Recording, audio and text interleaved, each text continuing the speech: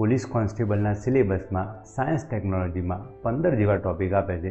એમાં અમુક ટૉપિક છે ભૌતિક રાશિઓને લઈને, અંતર, સ્થાનાંતર, ઝડપ, વેગ, પ્રવેગ, બળ, ગુરુત્વાકર્ષણ બળ, કાર્યત્વરા, આવા અલગ અલગ ભૌતિક રાશિઓ સ્કૂલમાં પણ આવતું અને 11-12માં જેને સાયન્સ રાખ્યું હોય એમને તો ડિટેલમાં ભણવામાં આવતું.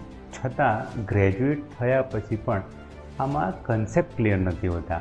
માર્ક્સ તો આવી ગયા હોય, માર્ક્સ તો કેવી રીતે આવ્યા હોય કે ભાઈ અંતર અને સ્થાનાંતરનો ફરક શું? તો અંતર એટલે અદિશ અને સ્થાનાંતર એટલે સદિશ, ઝડપ એટલે અદિશ ને વેગ એટલે સદિશ. આવું કર્યું હોય તો માર્ક્સ આવી જાય. પણ એના પાછળની જે સમજનું બેકગ્રાઉન્ડ હોય એ ઘણામાં ડેવલપ નથી થયેલું હતું. મારામાં પણ નહોતું. હું વેટનરી ડૉક્ટર છતાં જ્યારે હું ભણતો તો આની સ્પષ્ટતા નથી મને. એમ કેવી સ્પષ્ટતા?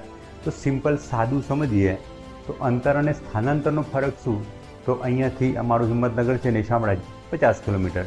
હવે મારે અહીંયાથી ગાડી લઈને શામળાજી જવું હોય, જો હું ફરતો ઈડર બિલોડા થઈને જાઉં તો હું 120-130 કિલોમીટર કાપવાનો, જેમાં કોઈ દિશાનું નક્કી ના હોય, ગમે ત્યાં ફરીને ગયો તો એ મેં અંતર કાપ્યું કહેવાય, 130 કિલોમીટર.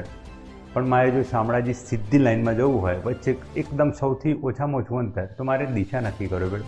ભાઈ શામળાજી કઈ બાજુ? તો કે આમ નહીં, આ દિશામાં તમે જાઓ તો 50 કિલોમીટર શામળાજી આવી જવાનું. તો એ વખતે મેં સ્થાનાંતર કર્યું કહેવાય.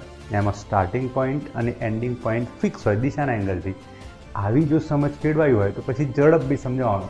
ઝડપ એટલે અંતર ભાગ્યા સમય, તેમાં દિશા ના હોય, અને વેગ એટલે સ્થાનાંતર ભાગ્યા સમય, જેમાં દિશા હોય. ક્લિયર? તો આવી રીતે આ રાશિઓ ક્લિયર કરીશું તો પોલીસ કોન્સ્ટેબલમાં નહીં, ગુજરાત સરકારની જેટલી પરીક્ષાઓ આવતી હોય, કારણ કે દરેકમાં આવવાનું જ, તો દરેકમાં કામ લાગવાનું. રાઈટ?